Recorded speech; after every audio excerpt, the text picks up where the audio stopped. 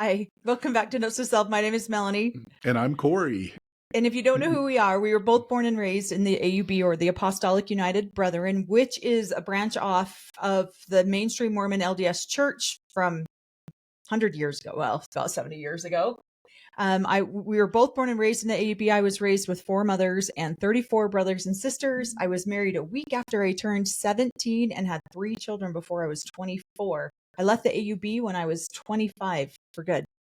And I was raised up in Pinesdale, Montana on a compound or United Order that my parents helped start up there. My dad had 9 wives and 39 children raised on that compound in 2 houses. One great big one, one little tiny one next to it. I wasn't married early, so... Got married at 31. Okay, we are about to go over Sister Wives, season 3, episode 1, and this one cracked us up. So we're over here laughing before we even get started on filming. I'm like, we're not starting this very well. Nothing we've done so far on this YouTube channel has been professional. Let's just be honest about it. We are a work in progress, a shit show in the making. But this episode got us both at a level of we almost had to bring drinks on to this live or to this recording. We've been doing this for a while now, and I'm like, think to myself, okay, I'm going to be less critical of Robin. I'm just going to look at the different things. And then this episode said, I was like, no, fuck it. I'm going to be critical. You can't say that word. No, sorry. Yeah, this one got us. This one irritated me. So this will fall right into a line with what we want to start our podcast and end our podcast with is do your healing work. Yeah. Because we haven't. No, we have done our healing work, but there are things that will trigger us. This triggers us back up. So great reminder that right now is the best time to start doing your healing work so that when you find these little triggers, you have tools that you know how to work with to work yourself through that. Alcohol, unfortunately, is not a tool that we work with to heal some of the triggers, which is why we don't have it with us right now. But there are other ways that you can heal. And so if you have an opportunity and you have a human body, you have experienced trauma. So get on that healing right away so that you can love your people better and you can love yourself better. Loving yourself is the most important thing. You can't fill someone else's cup if your cup is empty. So correct. We needed those reminders today because this episode just about boom blew our mind. And we've commented on this episode before, but we only watched a clip of this episode. We've never watched the entire episode. So this is our first time watching the whole episode. And both of us, how long do you think it took us to get through that hour episode? Like 2 hours. Because we're just pause. This is turning into a full-time job for us. So one of the things that we start out with this episode is they're all moved to Vegas. They're getting established in their homes, right? And it comes back with, we left season 2 with Robin saying that she's pregnant. She's about to make the announcement to Mary. So she comes over to be extra sensitive to Mary and Mary's plight of not being able to have more children.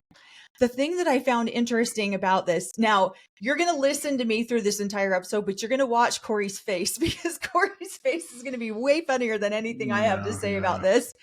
But what I thought was so interesting is that every time we see Robin show up for anything, she's bringing a gift.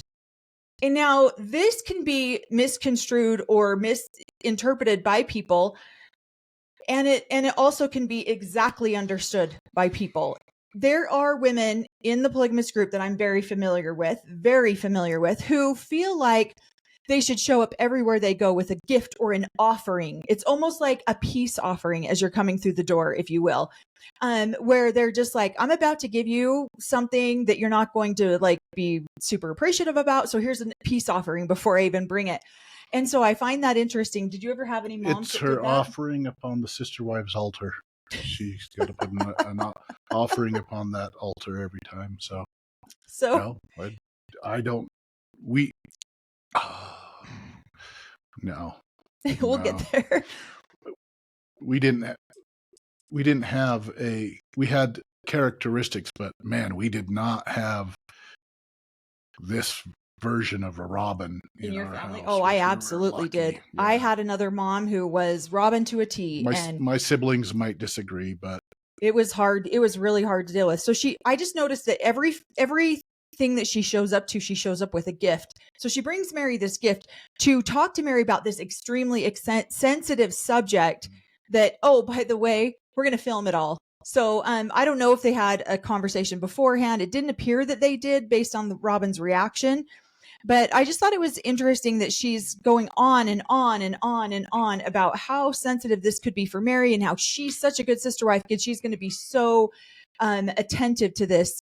And then they sit down in Mary's bedroom or guest room, I don't know, and she starts to tell her all about this pregnancy thing. I'm about 6 weeks along, blah, blah, blah. And anyone who says that they don't do the math, they're lying. Because I've had people come in my comments and say, not every sister wife does the math. Yeah, they do. I don't believe you. And I'm sorry, I'm not trying to say you're a liar, but that's not truthful either. So every sister wife does the math on when that girl could have gotten pregnant. So I just thought that was funny. Then they're also talking about. Or they read their sister wife's journal.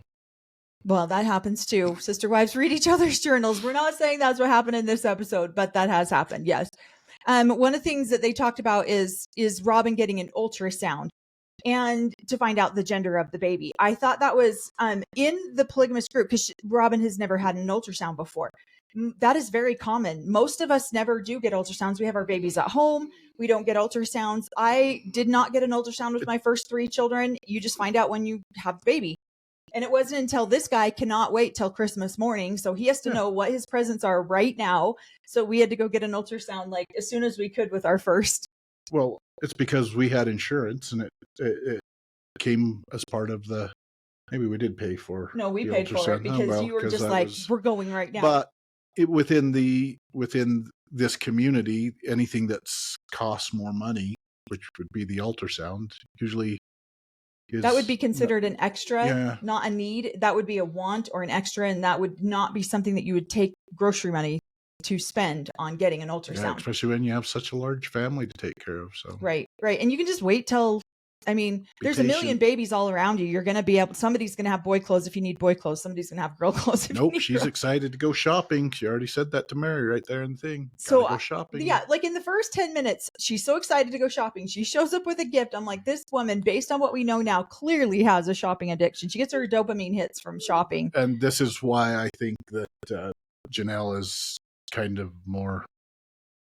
She's in worry mode. She irritable is with Robin. Well, she's the one trying to save money and put money where it needs to be and taken care of. And all the evidence is there that not all the wives are on board with it. So, yep. Janelle makes sure to point out numerous times that they have finite resources. Mm-hmm. And that's the words that she uses. Well, we have finite resources. We don't have all of this extra. Now, Robin probably does collect child support, I would assume, from her older 3 children, at least for the time being. That I guarantee doesn't go into the pot. That doesn't go into the family pot? No, absolutely not. Wrong. No, absolutely not. But I don't think that she would put it in there. So no way. I will take care of my own bill this week or month. So that's how I'm helping the family. Yeah, put my own bills on my own counter and pay them myself. So one of the things I thought was really funny on the beginning of this episode is whenever they do the couch interviews with the 5 of them, this is where we pause, we rewatch, we watch each one of their expressions on their faces as one person's talking. The one person that tends to dominate the conversation is Robin. She's the one who has all of the vast amounts of knowledge about how sister wives react to each other. And how everyone's supposed to, she's changing the dynamics of how the sister wives have kind of come into an agreement. Now she's wanting to change those. Oh, Cody, do I need to turn my head so you can kiss your wife? Because she wants Cody to show affection to her if another sister wife is around. And these 3 sister wives probably have already made an agreement, maybe not a communicated one, but an understanding that if another sister wife's standing around, and it probably came from Cody, to be honest. So. Well, they said that in the season 1 that they don't show intimacy in front of each other. Yeah. And then Janelle later on says that Mary was all over Cody. Yeah. And so it was uncomfortable. So yeah, they probably created that. And then Robin's like, yeah, that's not going to happen. Yeah, so do I need to turn my head while you guys can give each other a kiss high? But so she's re-educating. She is. Which is not good nor bad. It's just she's wanting a different relationship with Cody than he has with the other 3 wives, and so she's re-educating. Yep. But the couch interview are so funny when she's talking about how sister wives react when they make an announcement of a baby. And if you look at Cody, Robin, or Cody, Mary, Christine, and Janelle, they're looking at her completely dumbfounded. Like, how do you even know what you're talking about? Exactly. And they're all just like, have this like deer in the headlight look at her. And we went back and rewatched it like several times to see if any of them changed their reaction. And Rob's like, so when blah, blah, blah, blah, blah. And she's like going on explaining about how sister wives, it can be hurtful because it's a confirmation of intimacy. So you guys know I've had sex with your husband now, right? You guys know that, right? Like we're all establishing right now that I'm now pregnant with your husband's baby. It felt like it was so over the top. Well, and she's describing it as the know-it-all, and all of them are sitting around like, and you've ever made an announcement to a family. This is your first time to a polygamous family that you're having a baby. This is your first time there. We just laughed so hard watching this because all of them are, I mean, then Janelle was like, yeah, this is an confirmation. Janelle tries to pop something in there. Robin takes right back over the conversation. I get that she's nervous. I get that she's like trying to explain to the family. What's funny to me is that Corey gets so worked up about this. And yeah, I'm the one who had the mother that was just like Robin.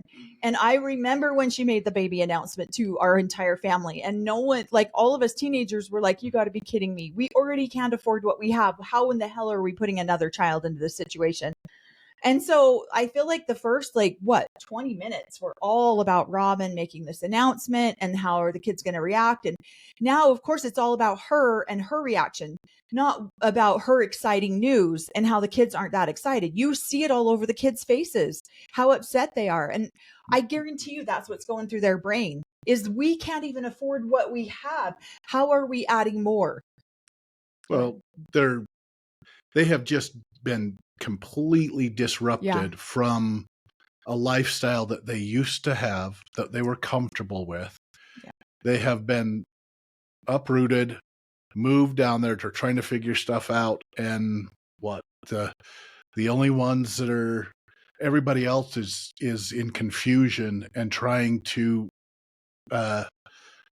bring their life back together and see how they're going to move forward from this. And here, Robin and Cody are just, oh, this is such exciting news. This is amazing. And they're still sitting there stunned like, oh, good for you guys.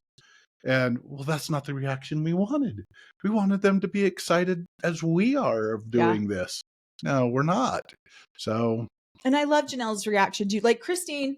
Yeah. Okay, this is where we have said, and I have said, and I'll still stand by this. I don't believe that the Browns came out and tried to lie to the public or tried to manipulate the public. They were genuinely doing what we were taught to do. They were genuinely talking, and we're going to point this out a few more times throughout this episode.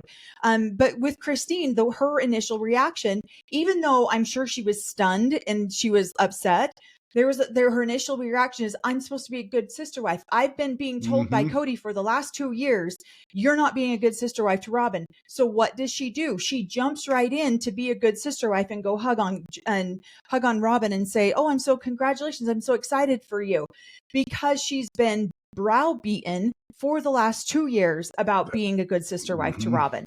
And so she's doing what her responsibility or her duty is, to show Cody, her husband, that she's being a good sister wife. Yeah. And so that she's supportive of. Right. And so she's not there. To me, what happened there might not have been as genuine as Robin wanted it to be, but it was a responsibility and a duty that Christine was performing. And Janelle just didn't have it in her to make the performance. And she didn't care and she didn't want to do it. And neither do her kids. Janelle and her kids seem to be the most upset and disrupted over this move. This has really altered their entire lives. And once again, Robin wants to make it all about her and her exciting announcement without maybe reading the room, without maybe seeing, hey, what's going on in other people's lives that this might affect them. It's just, well, this is what's happening in my life. So yay, let's all be happy for me. Because she truly doesn't care. Right. And so I just think it's really sad because when you know that what you're about to announce is going to disrupt everyone, then there might be more caution taken. Especially like with Mary's child who got all upset and went upstairs in the bathroom, and she's trying to correct it. There's cameras everywhere. These kids are put on full display. They're supposed to act a certain way. They don't know what to do with all this information. They're over here going like, what the hell? We can't afford what we have. And yet I can guarantee you they got talked to afterwards. Like, hey guys, we're filming. That's why they have different demeanors, but you're catching some of the actual true shock. You're catching on these episodes what's actually going on with those kids and the wives behind the scenes. And then these cameras are being shoved in their face. And so there's things that are spilling out. They're stating obvious things, that there's a bigger story behind the scenes that have been going on. Right. So. Well, and then Mary's child's up in the bathroom crying and Robin comes up, and she's trying to correct herself because she knows there's a camera in her face. She's 15 years old, for hell's sakes. And she's up there having these flash of emotion. I'm not sad. I'm happy for her. So she has to correct herself a lot, which we do. I mean, people have told us that all the time. We repeat ourselves a lot. You do, because it's a trauma response of not feeling understood or feeling heard when you're one of 50. Yeah.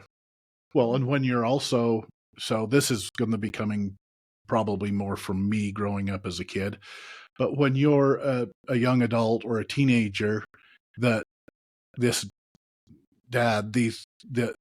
family doesn't even have enough time to even, you're working, you're helping out the family, you're the one going out there and get a job, and we were giving half of our income to the family to help provide for the family. We knew how hard it was to get enough food for the family that we had, and here in a child or you're irresponsible. Yeah. You didn't want to say it, but you're irresponsible for bringing more kids in when we're working to help take care of the family. We're working. The oldest one, Logan's cooking dinner for these kids, doing stuff because the parents are out working, and he is maintaining and helping. He's being a parent himself in some form. All of these kids are helping take care of, and yet you've got these parents out there bringing more kids into this family. And so I can see where the lack of excitement is leads. Yeah. Oh, great. Another kid we got to help take care of. So, well, and truthfully, I remember when the Robin who came into our family made her pregnancy announcement the very first time. I was 14, maybe 15. I remember that feeling of, you've got to be kidding me, you know, because I'd been working a job since I was 12. And so, it's really hard for these children because they're not always willing to just put on a brave face for the cameras because they're supposed to. And when these real life decisions come home and these kids have to live with the aftermath of that, that's a hard thing to live with. So one of the things we thought was so funny was the family Sunday school. So now they're going to try to keep their culture going with a family Sunday school, right? And this is very common. Now, where Corey grew up on a compound, they had a building that they would all go to Sunday school at. Here in Salt Lake, we did not have this. Family Sunday schools were very common. So the Browns probably went to a family Sunday school before they even went to Vegas. They just probably got together with a couple of other families and they would all do it together in a family setting. And so I thought that was really, I was so proud of McKelty for standing up and saying, this is wrong. You should not be filming our church services or our church activities. And I don't want to be a part of that. And so go ahead. No, because she knows what the brethren of the AUB has probably told the family what to do if they're going to do this, what not to do, things like that. They've probably given them advice. These kids have all gone to the AUB church house, the Sunday schools and stuff like that, we do not, that's one of the things they teach. We do not put our religious beliefs, our dogmas out for display. And so she's making an argument that probably the leadership of the AUB has made to Cody, which irritates him. And she's making an argument that probably her parents have taught her too. She probably learned that from her parents, that there's certain things we don't put on display. And then she's like, you guys are being, I wanted to name this whole episode Hypocrisy. I know, we both did. Hypocrisy, because basically she's pointing out the hypocrisy of stuff that she has been taught, that what they are doing now for the cameras. And it goes back to something that we were saying a couple of episodes ago, where it's not necessarily that I believe that they purposely misled. It's one compromised decision after another until you find yourself in a place where you don't recognize who you are and what you're doing. And these kids are recognizing these compromises that the parents are making in order to have this reality show. Yep. And they're calling them out on it. I mean, good for them. They've raised some very strong and independent children. So that's amazing that these kids have this ability or have this bravery to say, I'm not doing this. And I would never have talked to I would have picked my teeth up off. My dad would have beat the crap out of me if I would have talked to him like that. And so, so one of the things I thought was interesting is like, none of them want to even go. Madison's like, I'm not going. And you watching the parents beg these children to actively participate, but these kids I don't think they begged. I think it was more of a demand. It was a demand. It was absolutely a demand. But these children are seeing one compromised decision after the next, so that their parents can hold on to this reality show. And the kids are calling them out on it. And it's great to watch it. I do remember arguing with my parents about going to Sunday school. I hated it sometimes. And so one of the things I thought was really funny to me, what is that they do, Mary justified having a bigger house that everyone else has, because we're going to do all the family activities at Mary's house. Great. So they have family Sunday school. I mean, we had family. You guys probably didn't do Sunday schools, but you probably did firesides. We did home evenings. Okay. Yeah. So in one of the family houses, and typically every family had like a home or that had a bigger, larger living area for these kind of meetings. One of the things that just really frustrated me to no end, we had to pause it for a minute so my Tourette's could come out, was when Cody said, I've always told my kids, sell it to me so I can buy it. Oh, I don't know. Maybe just because I'm your child and I have emotions and feelings, that should be my existence as a human being should be validation enough for you to buy what I'm saying. But no, now I have to sell you on something so that you can buy whatever it is I'm selling. Do you know what kind of character that teaches children to have? Manipulative, very manipulative. You can't just say, I do not want to participate in this filming session. I don't want to. I'm seeing that with Hunter too. I would love to read a book that Hunter writes about growing up, but Hunter I don't want to be on film. I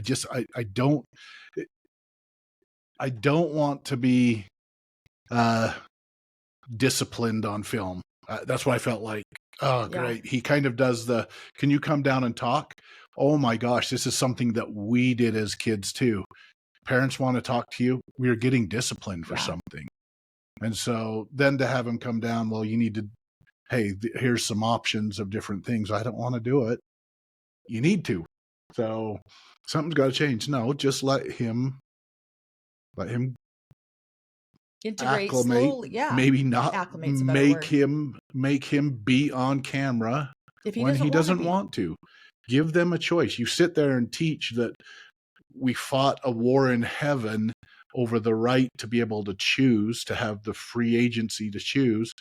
And then this is typical. No, the parents, you don't get a choice until your frontal lobe has grown. I know. Okay. We're getting to that part. So one of the things too that I thought was so interesting is they decide, I was having a little battle in my mind, because in this episode, it makes it seem like everything that they're wanting for the betterment of their children, right? And so they come swinging right out of the gate. We want what's better for our children. We're going to go to try to get them in youth activities, all of these things. And yet I was telling Corey, I'm like, I'm proud of them for putting their kids first, because we haven't seen this part of the family yet. And then I struggle with the idea of, is this just for a storyline for the show? Yeah. So then I struggle going back and forth both directions, because you can see how miserable and sad these children are. And they don't always know how to process the sadness. So it manifests as anger. It manifests as depression. It manifests as, because they're sad, and sadness tends to manifest in so many other ways than just tears or just looking sad. Mm-hmm. It manifests mostly in teenagers as anger, because they don't know how to process it.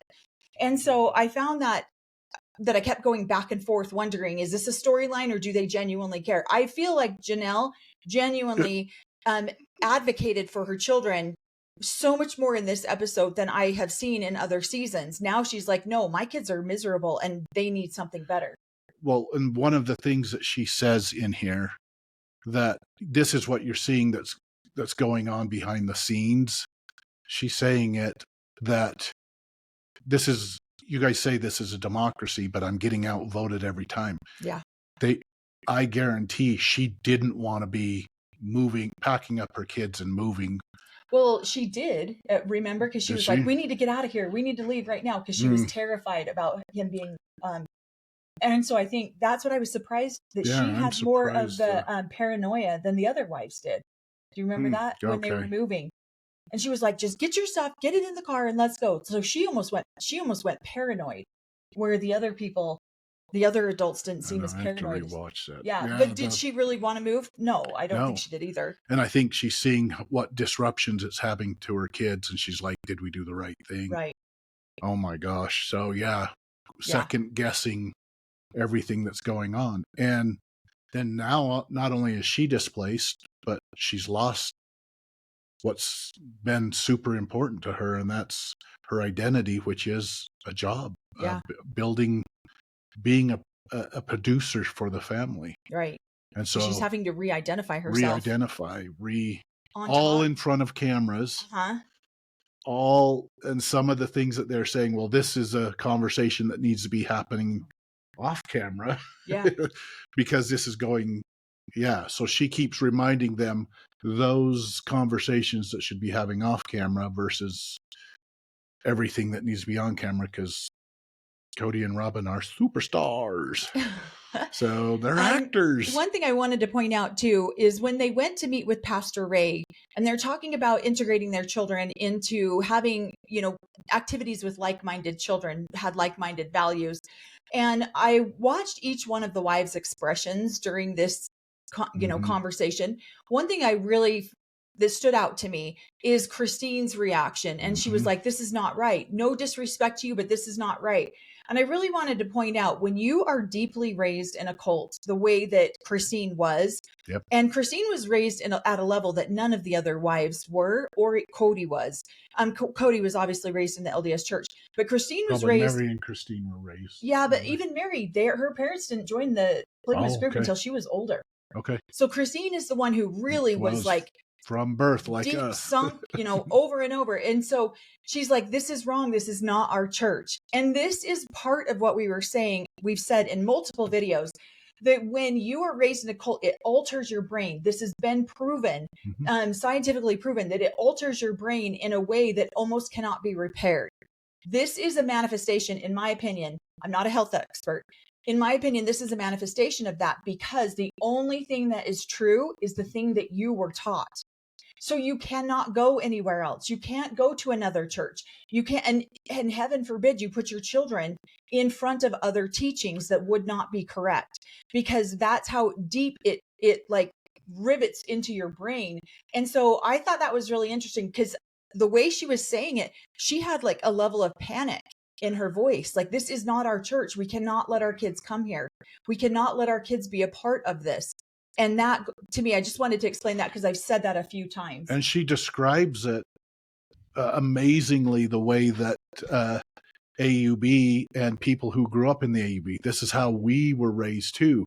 There was a fear level of, there's this big ocean, and this church, even though that they follow some of the stuff, they still are Christian. Yeah. They are the sharks. Yeah. They will lead. She did say that. Yeah, they are the sharks. And one of the things that I'm super, it's not Mary spoke up at this time too and said, Christine, I feel what you're saying, and I loved it because this is how our family grew up too. That's how I felt about public school. Yeah. So going to public school is sending your kids out to the sharks.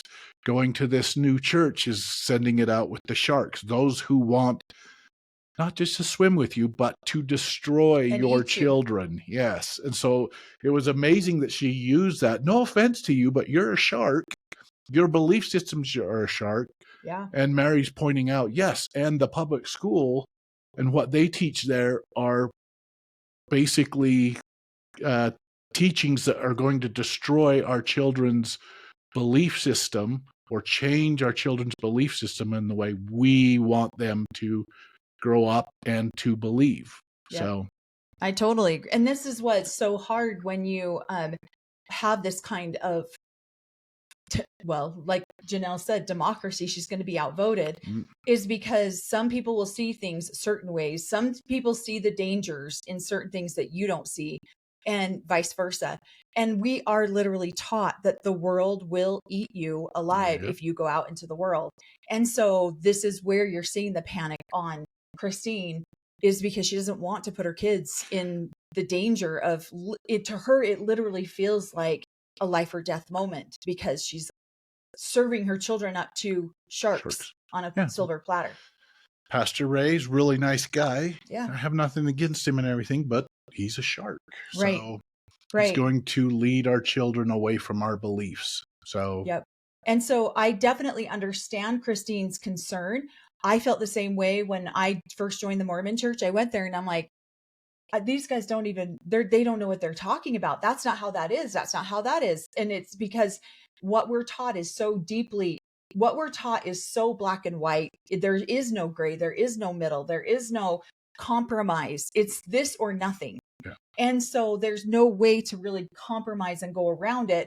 And still feel like you are taking good care of being a good steward and taking care of your children.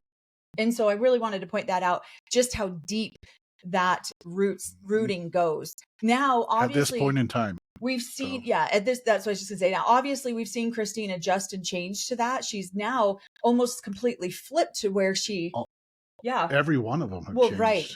Every single one of them have changed. Well, they've made one. They went out and swam with the sharks. Yeah. So.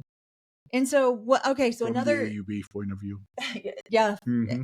So another thing that we were talking about, and I want to point this out because we talked about this yesterday, I think, or on our live the other day, just how this is why they don't know other religions. This is why it's not okay to get to know other religions, is because this is the right religion. So this is the only religion you need to know. And you're not going to give your kids an opportunity to maybe find something different. And so you just hear that desperation in her voice. Now, they might not say that to their kids. They might tell their kids, we want you to have choice. Because now we're going to get into the conversation where the kids are having the parent conversation. And oh my gosh, boy, do I remember having conversations like this with my dad and all of his wives. And then the one who had no teenagers always knew the most of what Robin's in there. Honestly, I don't know how Janelle and Mary and Christine sat there and didn't punch this woman in her face, because there's no way that I would have sat there and tolerated somebody talking to my children like that. And yet there was a point in my life that maybe I would have, because I was so conditioned and I was so indoctrinated. And I watched my mom sit through meeting after meeting, watching another woman tell her what to do about her children. So this is why we're going to be so excited about these 27 rules of polygamy that we found, because this is one of the rules. You don't go there and you don't tell someone else what to do with their children like Robin thinks she's entitled to. It's not even that she's right. She's not even slightly right. She feels entitled and an ownership that she has every right to make these decisions for these children as their own biological mother does. Well, mind blowing. The interesting part about Robin, and so yes, I'm going to be careful. The interesting thing about Robin, now you're going to be careful. is because there's a rule number 16: do not correct another wife's children. Right. That is you are in charge of raising up and correcting and guiding your children, but you do not correct somebody else, another wife's children. Yet there are wives that feel like, no, I'm going to help correct. So there are different wives. But Robin is the kind of wife that is going to jump in if she doesn't feel like the mother is correcting the right children thing correctly or right, and show her or tell her the right way to do it, or correct her children. Right. But she will remind that wife of rule number 16 if that wife decides to put her nose into correcting her children. Her children are off limits to being corrected only by her and only by the husband. Yeah. None of the other wives. I follow rule 16. Nobody is to do that. But it's okay because I'm the better wife and I will. And then there are some wives that say, no, you can correct my kid and I'll correct your kid. And then they do it as a group. And then there are some wives that say, I'm not going to mess with your kids and I will correct my own kids. So it's interesting to see different wives, couple wives that probably Christine and Janelle are okay correcting probably each other's kids and talking to them. And it's a give and take. They're raising those kids together. But there's a mutual love from the mother exactly towards that child. And so Janelle feels that Christine loves her children like she loves her children. So she trusts Christine. Exactly. And yet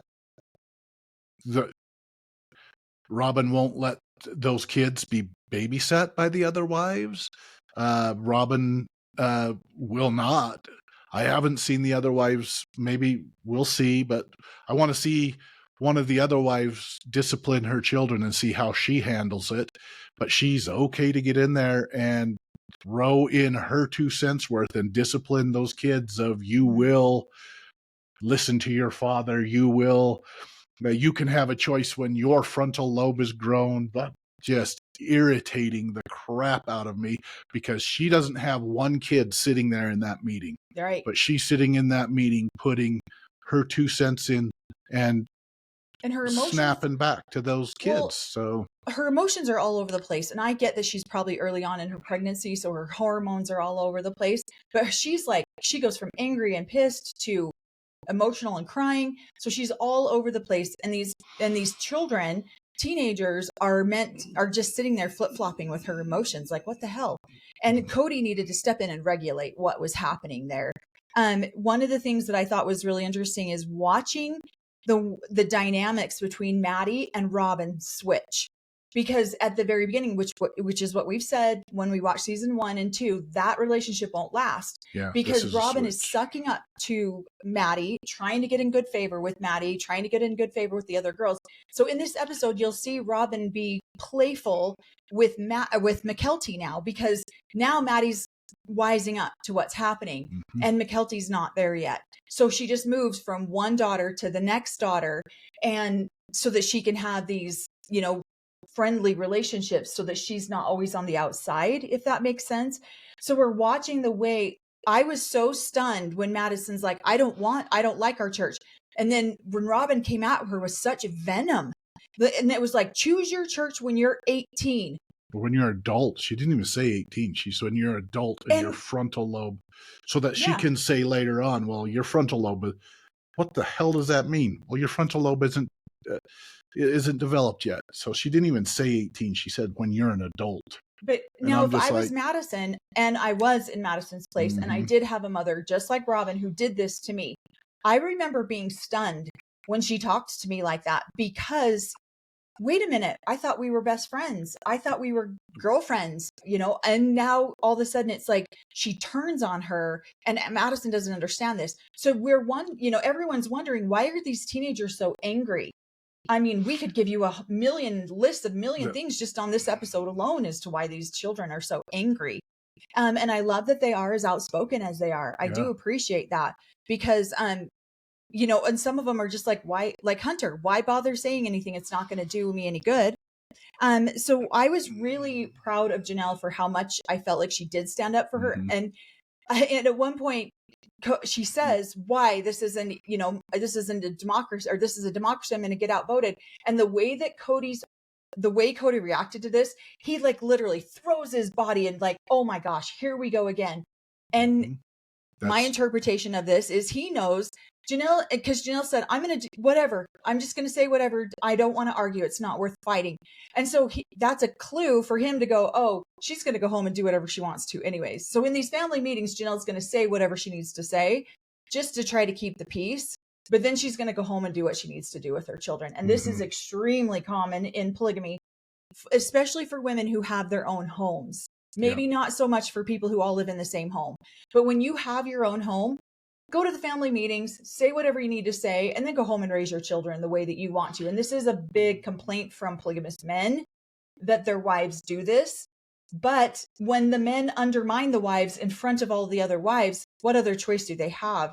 So then they just go home and do whatever they need to. And especially when he is running 4 different homes. Right. I guarantee no matter what the rule is or whatever they decide, because when he gets over to Robin's, he's having an individual conversation with Robin, so it's no different. Robin's running her home just the same way that Janelle's, she's just doing it in behind the scenes, less conversate. We're not filming that. We're not filming that. We'll film how Janelle's not listening and doing what Cody requires, but we're not going to. But I think Robin does what Cody asks. Here's one of the things too is that, I think that she tells Cody what he wants to do. Exactly. But this is what should go up. Really? Is that how the priest really how it's supposed to be? Do you really think the kids are going to, Yeah, they need to respect you. They need to do this. Oh, okay, you're right.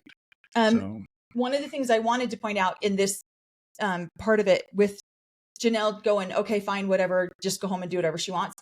My mom was very much this way. She said whatever she needed to say to get the conversation over. And so finally, my dad, when I got a little bit older, he would come to me and he would say, I need your help. I've requested that mom do these certain things with her children. She's not doing them. I need you to make sure that these get done. I need you to make sure that the children get taught these things or raised this way, because mom's not listening to me. And so he would go behind my mom's back and he would have me be a part of that. And so I can see Cody doing that already with some of his kids. I can see that happening already, especially like with Logan. I can see it happening with Logan and Aspen the most, where Madison's just like, yeah, I'm not doing that. So I really wanted to point that part of it out because it gets frustrating. Another thing I wanted to point out about this teenager conversation is Cody wanted to speak at the children. Robin wanted to speak at the children. Christine just sat there quiet, which was really odd to me that she did. And then Janelle was like, I want to hear what they think. I want to hear what they have to say. I want to know where they're coming from. Mary was saying that too. And Mary was saying that too. Right. And yet Cody was just like, I don't really give a shit where they're coming from. This is what's going to happen. And so this is, I'm the priesthood leader. I'm the final say. This is what, and so this is really very typical of a polygamous family where the kids feel unheard. Thus, when they get adults, they repeat themselves because what they had to say didn't matter anyways. And it's like, did you hear me? I said this already. And then Cody can come back and say, well, I didn't know that you felt that way. And then he can go, Hunter can say, well, I only told you 5 times. You didn't listen to me. So you're starting to see where some of, even as us as adults, start to do these repetitory things because we felt so unheard. Yeah. Why aren't you talking to me, son? Why aren't you doing this? Because when I do talk to you, I'm told I'm wrong. Right. So why even bring up a conversation? Why even have a conversation with you? Whatever I think or whatever I have to say is wrong. Right. So I'll just shut up, sit over here. And I don't want to have this discussion. I don't want to have it on TV. I don't want to have it on the camera. Sorry. Well, he's just being difficult. Yeah, no. A moody teenager. No. Well, there's reasons that teenagers are moody. Sometimes it is hormonal, and I get it. And they don't even know why they're being moody. But a lot of times, his kids are telling him right here, I don't want to be on camera. I don't want to do these things. And yet these guys are making one choice, compromise decision after another to keep a reality show. And the kids, again, which we've said this from the very first, are the collateral damage. And I feel like we're seeing that starting to manifest with these children. Well, and he's talking on major TV in the first episode or whatever, certain questions he won't answer because he's doing it in all of his tell-alls. There's certain things that I am not going to answer. It's not any of the public's business. It's not, these are our sacred things. And so then she uses that argument against him. You're putting on camera our sacred things. And he doesn't like it when he's taught, quit throwing my own words back in my face. Well, and I hate it when he says that. It pissed me off when he was like, I want them to sell me on it. Yeah. And then when she goes, well, I don't agree with her, but she did sell me on it. She made some good selling points. And I'm like, why is your child's emotional stability not a selling point enough? Why does there have to be more than that? Why can't, hey, Dad, I don't feel comfortable being on camera. That's enough. Your kids don't want you as their best customer. They just want you as a dad. You're horrible. So one of the things that really frustrated me too is they dismissed the teenagers. The teenagers gone. It's just the adults now.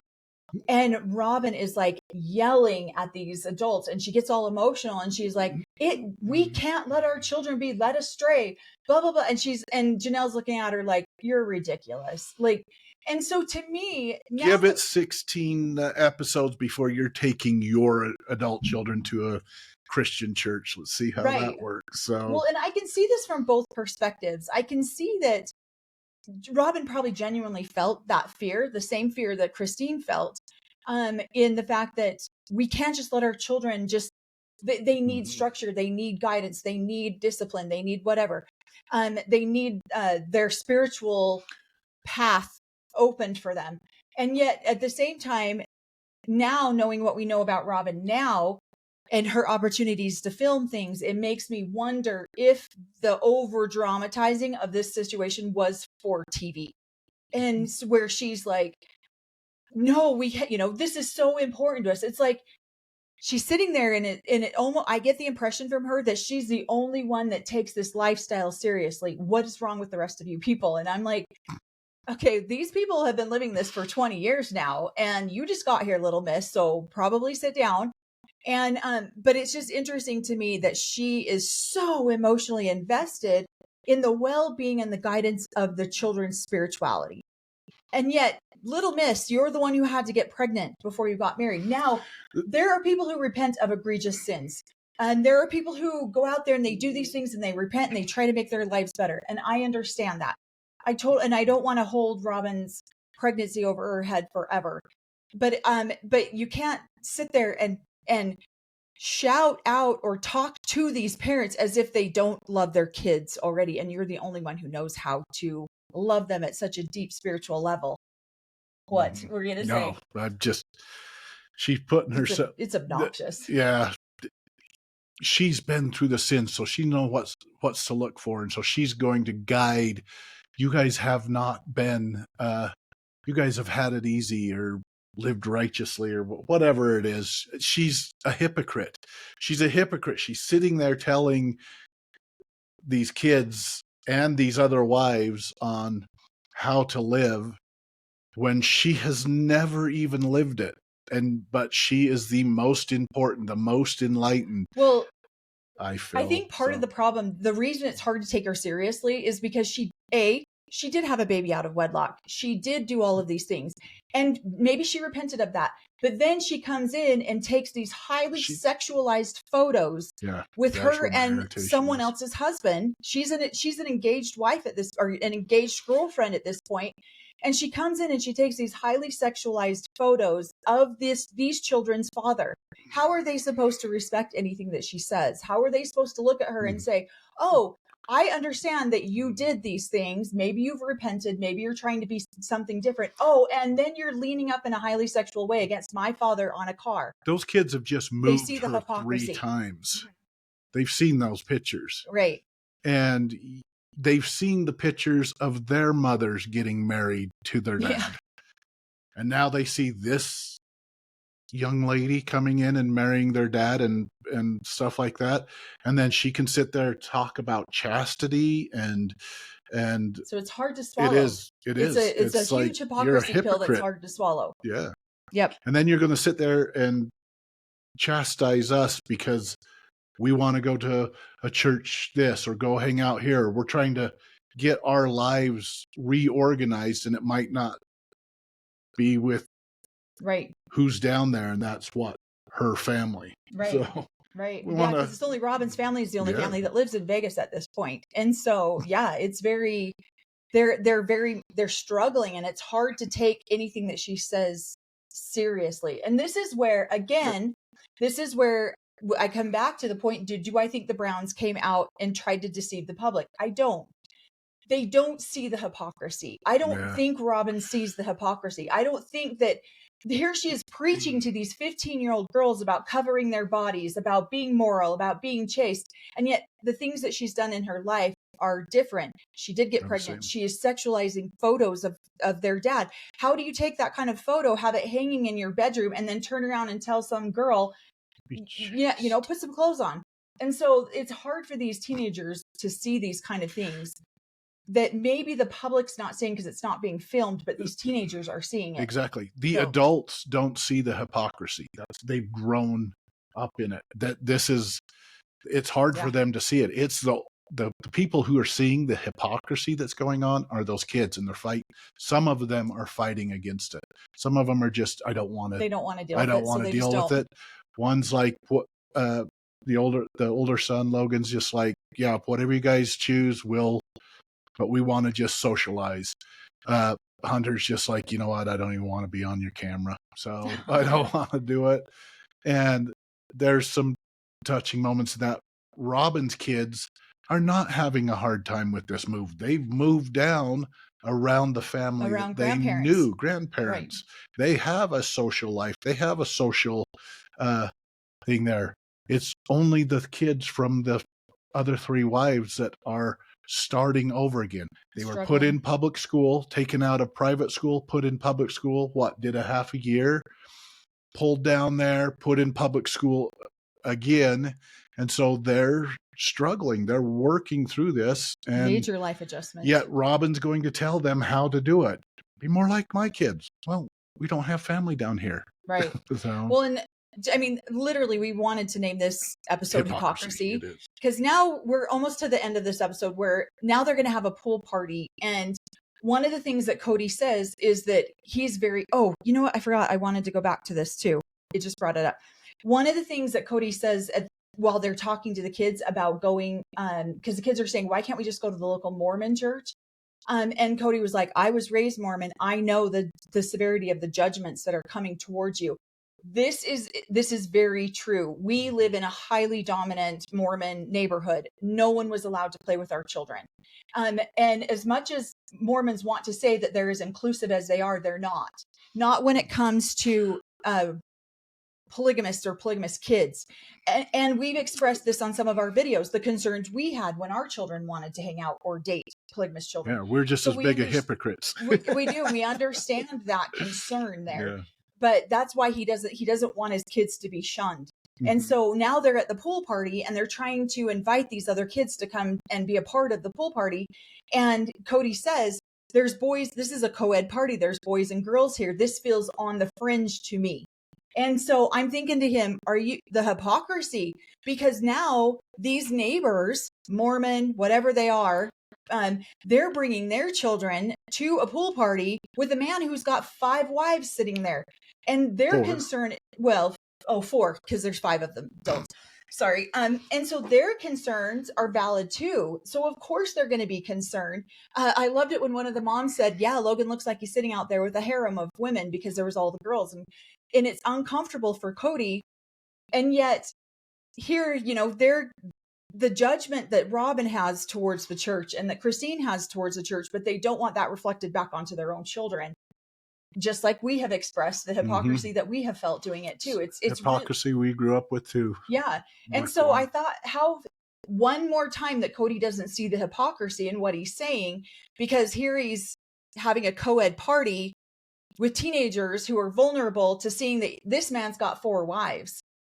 How does that look any less our daughters Yeah, now our daughters are hanging out with his son. Oh, those parents had to be judgy too. I would have been. Absolutely, so, especially when they're coming in and they're, flaunting it in front of people and they're, this is who we are. We're a public family now. Don't worry. I'm, it's like, how many times can you assure people, don't worry, I'm not going to let my son marry your daughter and 4 other people? Because you can't, because you want your children to live the same religion that you are living. So how can you expect these parents not to show up and judge when you're going to other churches and judging, and you're having a hard time with a co-ed party that all the parents are right there. All the parents are a part of the party. Janelle's out there barbecuing. Cody's talking to parents on the couch. I felt like that a lot of this conversation that last season 2, the kids were doing a lot of interviews in front of the camera. Right. And they were saying, no, we don't want this lifestyle. Right. I don't necessarily want to do that. I think that in this episode 3.1, all of a sudden, they have all seen those past episodes. And now there's a behind the scenes conversation with Robin, with Cody, maybe with all the other wives of, we need to bring these kids back. We need to reel these kids back in. Because they're getting too open-minded at this point in time, saying they don't. We told them they could be open-minded, but we didn't mean that they not could that really open-minded. Be open-minded. So. I thought it was really sad and very also that Hunter snuck out of the party. Nobody noticed that, but he went over to Christine's house. And I was saying, after the episode, we were just putting things together, and that was the one thing that we did talk about before the episode was, did you ever feel like you had a sister, had another mother that you could go to and feel safe, that you could go to and love your sibling? I mean, we loved our siblings. That I really, really appreciate watching these boys, especially, love their families, love their siblings, and you can see that dynamic with the children.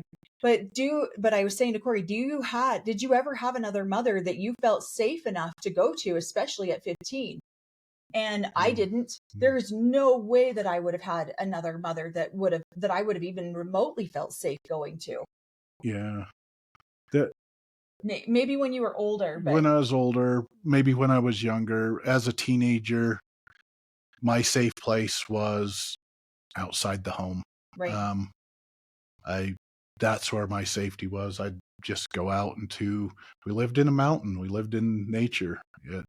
Go outside the home, hang out with my brothers and sisters. So so that is inspiring. That is sweet that kid is just looking for some peace, that he's obviously not getting. So he just wants to go over. He's been living in a house with Christine. There's a place you can go, hang out with your siblings, get food. You're just loved. There's a safe place, and it's hectic for him. I understand what he's going through. It's hectic for him, and he just wants to go to a different place. So, sorry. I know. Well, we say this all the time, that the kids are the collateral damage in this religion, and they are. And it's hard to watch these type of episodes where we do see the kids suffer with this. And but good on Christine for loving these kids, whether they're hers biologically or not, because she does love them, and you can see that they don't feel that same love from their own father, let alone I feel like Janelle maybe doesn't quite know how to connect with them. And so when we say that we want to point out some of the good things about polygamy, this is one of the good things, because this child can feel so disrupted in his life and yet go somewhere and find peace and find healing. And Christine says that truly is very therapeutic for him, and it's cheap therapy. And really it's not. It's one of the most valuable therapies that you can ever get, is to be able to go home and love your family. And that saying that says no amount of success will ever compensate for failure in the home. And I feel like we're seeing that with Christine, who says, no, my home life is my success. It is, my children being loved and nurtured is my success. And so, this episode really got us. It hit us both at a deep level, because we were those children that were disrupted and our lives were disrupted, and we were just told to shut up, sit down, and move on. And so it's hard to watch these kids do this. It's hard to watch these parents make a compromising decision after another that eventually we all know puts them in a place that they never thought that they would Yep. be, and makes them people that they never thought that they would be, whether that be bad or good. I'm not judging that at this point. They're just totally different people now than they were in season 3. They have woke up from and that's the interesting part. These kids are waking up from the cult environment that they've been in. They're asking questions. So maybe the show was a great thing for.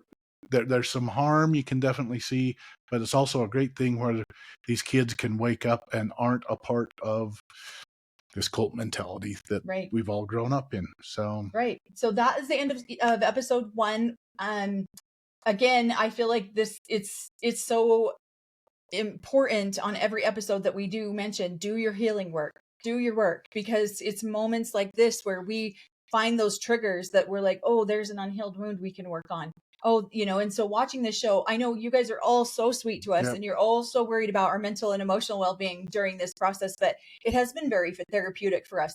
There might be times where we seem a little bit more cross than we normally would, or upset, or emotional, because they're triggers that are helping us to heal some of the wounds we didn't know we still had. And so do your healing work. If not now, when? If not you, then who? So then you can love yourself better, and you can love your people better, and everyone in your life and yourself deserves to be loved better, and deserves to be loved, period. And so make sure you do your healing work. Anything else? Moms and dads, hug your kids. Love your children. So don't matter how old they are. Mm-hmm. Yep. Love your children. Because again, children are the collateral damage in this religion, unfortunately. Not to say that it's not in other religions, but this is the one we grew up in, and this is the one we can speak to. So kids are all collateral damage, unfortunately. So, all right, we will be getting to episodes 2, 3. The rest of them we'll be having them come out, and probably in the next week we'll be finishing up the next episode. Sheesh. This one got us. This was a good episode. Our kids are the most important thing to us ever, and we've made choices that we regret as parents, and we've done things that we regret as parents, and it's just hard to watch these kids suffer. So it makes us want to hug on our kids more too. I know. Need to call and give my kids hugs, at least a verbally one, especially if they're long distance. So I know. So thank you guys so much, and watch for the next episode to come out. Love you guys.